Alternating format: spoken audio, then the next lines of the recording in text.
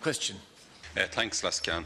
Well, the Minister, obviously, I think last July you launched the Eircode system, identification system, at a cost, it was said, I think, of 27 million. We found out since then from the Public Accounts Committee, from the report of the Controller and Auditor General, that the cost now stands at, I think, 38 million, and it's generally agreed that it will cost at least 50 million.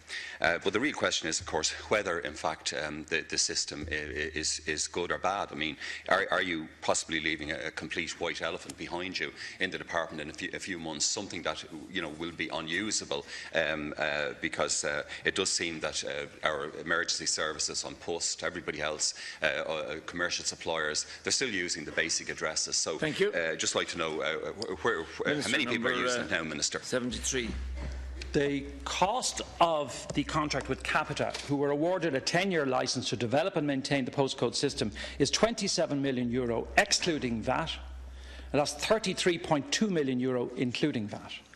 This position has not changed since I last reported on the cost of the contract, and it covers the design of the Eircode, encoding public sector databases, accessing the geodirectory database, the launch and implementation of Eircodes, and the ongoing management of the system for the licence period.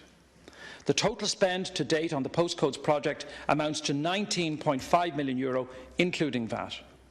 Of this, Capita have been paid €17.5 million on foot of delivery of agreed milestones.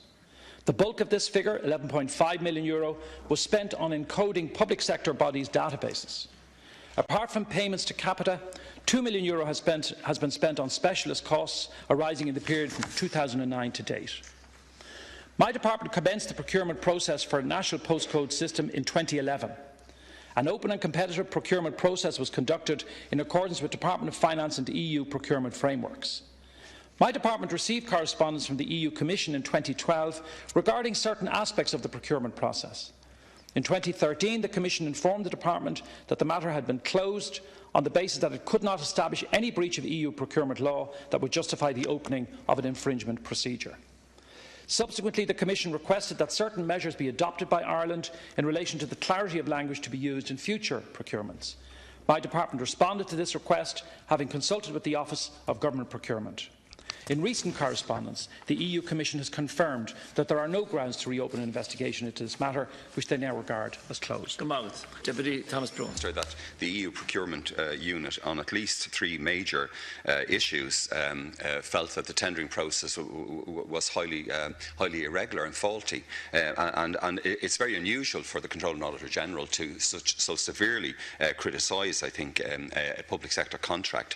I was astonished to read an article recently by the distinguished journalist Owen Harris in the Sunday Independent, in which he refers to what seems to be a very poor tendering process, in which he refers to Mr. Gary Delaney, for example, who developed the Lock 8 system based on a sat-nav system, and was prepared to give this system to the government, and indeed to the government, I think, of Northern Ireland, completely free, and who felt that smaller companies were grossly discriminated against in the tendering process. I think you had to have, you had to have sort of a turnover of €40 million, and I'm aware of that in other areas, by the way, of government procurement as well. So, I mean, why was Mr. Delaney's, which seems very innovative system, in fact, a free system, effectively, not considered? And why did we end up with such an expense? And just to say, Minister, as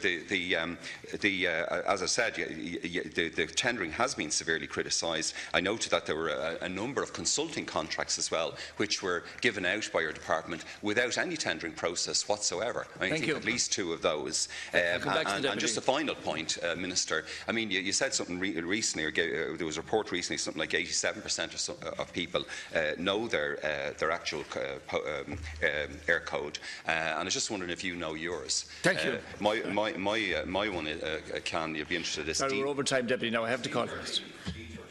Okay. Thank you. And I'm not aware of many people who do.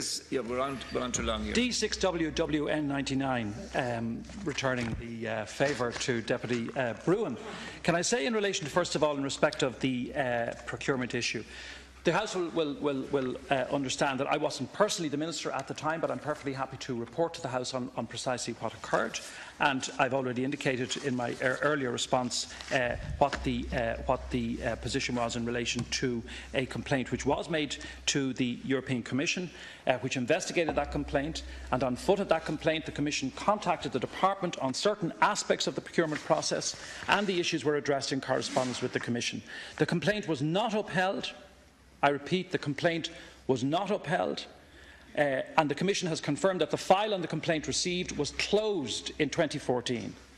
It is important to stress that this was a pilot complaint and not a formal infringement under the EU treaties. The Commission did not give any indication that the tendering process was invalid. I think it's worth repeating that. The Commission did not give any indication that the tendering process was invalid. The EU Commissioner for the Internal Market advised in 2014 as follows, and I quote, "The Commission Department could not establish any violation of EU public procurement law that would justify the opening of an infringement procedure." Thank you, Minister. Unquote.